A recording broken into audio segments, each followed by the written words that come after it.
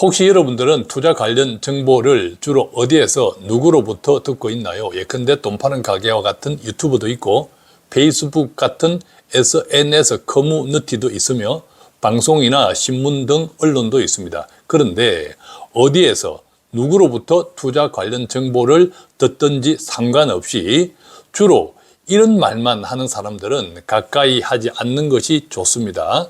왜냐하면 그들은 당신을 부자로 만들어주지 않기 때문입니다. 그렇다면 나를 가난하게 만드는 정보는 어떤 것이고 반대로 나를 부자로 만들어주는 정보는 어떤 것일까요? 지금부터 시작합니다.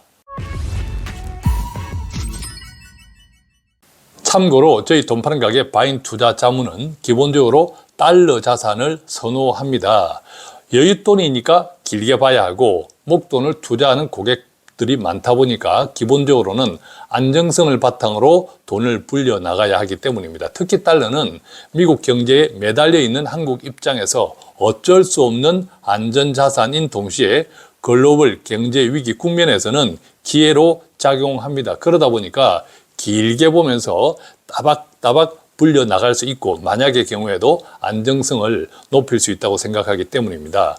자, 그러나 최근 1년 동안 전 세계에서 가장 다이나믹했던 시장은 한국 코스피였습니다. 그래서 오늘 말씀드릴 내용, 즉 나를 가난하게 만드는 정보는 무엇이고 나를 부자로 만들어주는 정보는 어떤 것일까에 대하여 한국 코스피를 중심으로 설명하겠습니다. 왜냐하면 그렇게 하는 것이 가장 이해가 빠르고 쉽기 때문입니다. 특히 원달러 환율이나 이른바 K자형 성장이라고 하죠. 예컨대 실물 경제와 투자 시장의 디커플링, 불일치처럼 코스피의 상승을 쫓아오지 못하는 실물 경제와 그 다음에 부익부 빈익빈과 같은 부의 편차가 갈수록 확대되는 현실에서 투자를 어떻게 바라보고 구체적으로 어떻게 투자를 하는 것이 좋을까요? 하는 질문들, 이 같은 궁금함을 가지신 분들에게는 아주 유익한 시간이 되리라고 생각합니다. 물론 이것은 미국 주식도 마찬가지로 적용할 수 있다는 점 참고 바랍니다. 먼저 나를 가난하게 만드는 사람들은 주로 이런 이야기를 합니다. 코스피가 많이 오른 것 같지만 사실은 오르는 종목만 오른다. 그래서 곧 폭락한다. 주식이 많이 올랐지만 경제는 엉망이다. 그래서 곧 폭락한다. AI 때문에 주식이 많이 올랐지만 사실은 거품이다. 그래서 곧 폭락한다. 이런 이야기를 들으면 언뜻 일리가 있어 보입니다. 그러나 이것은 비가 올 때까지 제사를 지낸다는 인디언들의 기우제와 같습니다. 왜냐하면 폭락 없이 폭등하는 시장은 없습니다. 반대로 폭등이 있었기 때문에 당연히 폭락도 있습니다. 자본주의는 그러면서 성장합니다. 지금까지도 마찬가지였고 앞으로도 그럴 것입니다. 예컨대 코스피 5천이 깨어져도 3천, 4천에서 투자했다면 여전히 돈을 벌었습니다. 그런데 그들은 3천을 돌파할 때도 이제 곧 거품이 터진다고 말했고 4천을 돌파할 때도 그랬고 5천을 돌파할 때도 마찬가지였습니다. 그러니까 그런 이야기만 듣고 있으면 내 돈은 매우 위험해집니다. 가만히 앉아서 내 돈 가치가 뚝뚝 떨어지기 때문입니다. 물가도 못 쫓아오는 은행 예적금도 마찬가지겠죠. 투자 시장의 오르내림, 심지어 폭등과 폭락은 병가지 상사입니다. 즉 투자를 전쟁에 비유하면 전쟁을 하는 동안 숱하게 벌어지는 전투에서 이기고 지는 것은 다반사겠죠. 그런데 전쟁은 성패가 있지만 투자는 시장에서 도망치지만 않으면 항상 이깁니다. 결국 우상향한다는 뜻입니다. 그래서 투자는 타이밍보다 돈의 질, 즉 어떤 경우에도 기다릴 수 있는 여윳돈 인가가 더 중요합니다. 그것이 이기는 투자의 본질입니다. 요즘 걱정하는 분들이 많은 환율을 적용해도 마찬가지입니다. 실제로 원달러 환율 상승을 기준으로 현재 5천을 넘나드는 코스피 지수를 2022년 5월의 전 고점 수준과 비교하면 3,150에서 3,400포인트 정도가 됩니다. 그러니까 많이 올랐다고 하지만 환율이 그동안 오른 것을 감안하면 사실은 2021년 5월달 고점 수준과 비슷하다는 이야기입니다. 그래서 코스피 5천 사실 별거 아니라고 말하는 사람들도 있습니다. 그래서 어쩌라고요? 핵심은 코스피가 그때보다 2배 가까이 올랐다는 것이고 나는 돈을 못 벌었다는 것입니다. 그게 핵심이죠. 실물 경제와 투자 시장의 디커플링도 마찬가지입니다.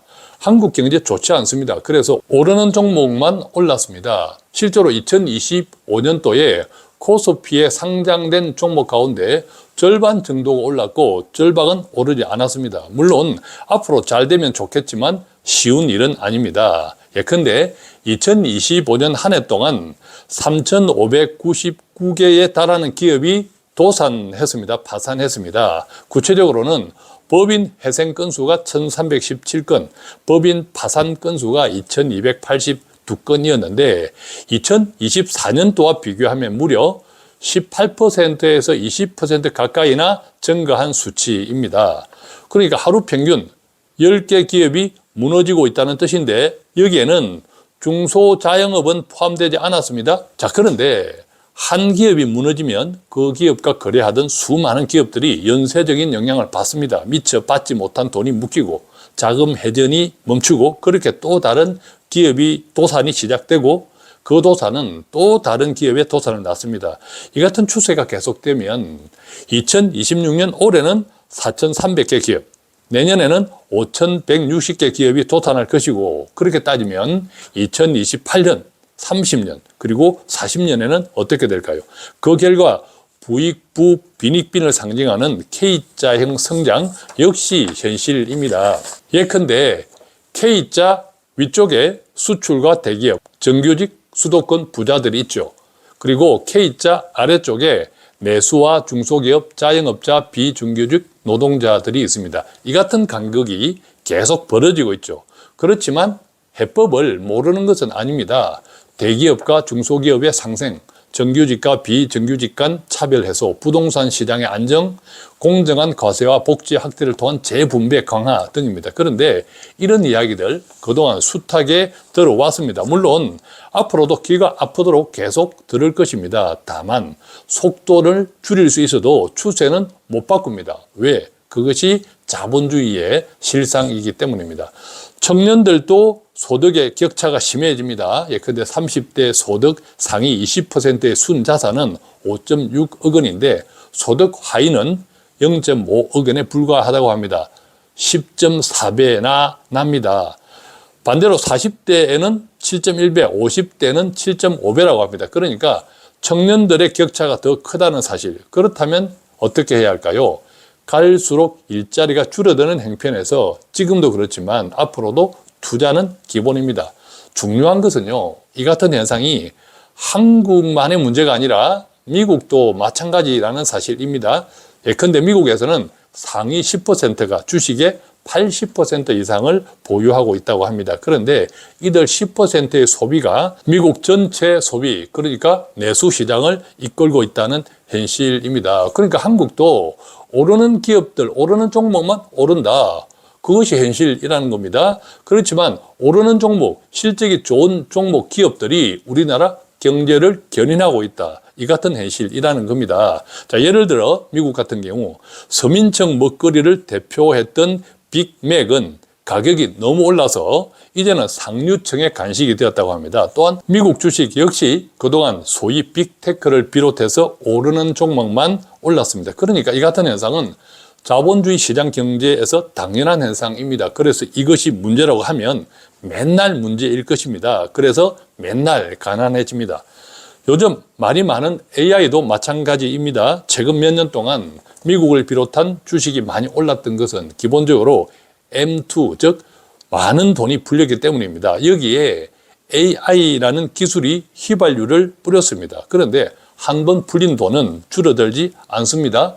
자본주의 경제에서 앞으로도 돈은 끊임없이 쏟아져야 하기 때문입니다. 그만큼 돈 가치는 뚝뚝 떨어지고 반대축에 있는 자산 가격은 올라갑니다. 이것이 자본주의가 성장하는 가장 기본적인 맥락입니다. 여기에 AI, 즉 새로운 기술은 앞으로도 끊임없이 성장합니다. 지금은 우주항공이나 게놈, 즉 유전자 편집 기술을 이야기하고 AI를 넘어 양자 에너지를 이야기하고 있습니다. 즉 주식이 오르는 것은 지금까지 혹은 앞으로도 돈, 즉 시장의 유동성이 계속 공급된다는 점, 그리고 AI를 비롯한 기술이 계속 성장하기 때문입니다. 실제로 AI가 금융시장, 나아가서 글로벌 경제에 미치는 영향은 엄청납니다.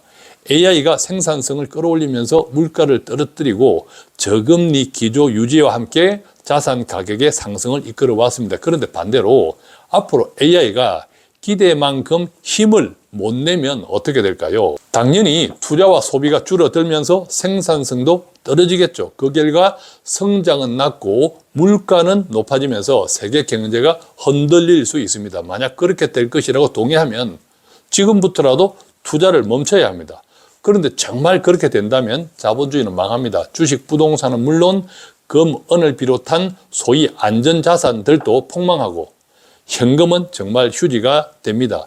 최근 주식시장에서는 AI에 대한 의구심, 즉 정말 돈이 되느냐에 대한 의심이 점점 커졌습니다. 그래서 AI 투자에 신중했던 기업들의 주가가 그렇지 않은 기업보다 안정되는 모습을 보였습니다. 그런데 지난해에는 AI 산업에 투자를 늘린다는 뉴스만 나오면 해당 기업의 주가가 올랐습니다. 그런데 지금은 분위기가 뒤바뀐 셈이죠. 자, 그런데요, 여기서 꼭 기억하셔야 될 것은 기술의 진보가 그동안 경제를 퇴행시켰던 적은 없다는 사실입니다. 다만 투자 시장에서의 속도와는 다릅니다. 조금 앞서면 당연히 조정이 있고 많이 앞섰다면 큰 폭의 조정, 즉 폭락이 있습니다. 그러면서 결국 평균적으로는 우상향합니다. 자, 그러면 어떻게 하면 좋을까요? 첫째는 나를 가난하게 만드는 사람들과 정보를 멀리 하는 것이 좋습니다. 그리고 두 번째, 주식시장에 대한 상승을 의심하기보다 속도를 분리해서 봐야 합니다. 예컨대 시장이 흔들리는 것이 속도의 문제인지 가격의 문제인지를 구별하는 것이 중요하겠죠. 물론 가격은 앞으로도 계속 오를 것이라고 저는 생각합니다. 다만 그 속도가 너무 빠르면 시장은 마치 자연현상처럼 스스로 조절하는 시간을 갖습니다. 그런데 그 때가 언제인지는 아무도 모릅니다. 따라서 오르고 내리는 것을 예측하기에 힘쓰는 것보다 내 돈이 여윳돈이라면 시장에 머무는 것이 결과가 좋습니다. 다만 본인의 경험이나 투자 성향에 따라 감당이 가능한 수준의 포트폴리오, 즉 분산 투자를 구성할 필요는 있습니다. 그것이 가장 현실적이고 현명한 투자 방법이 아닐까 생각합니다. 고맙습니다.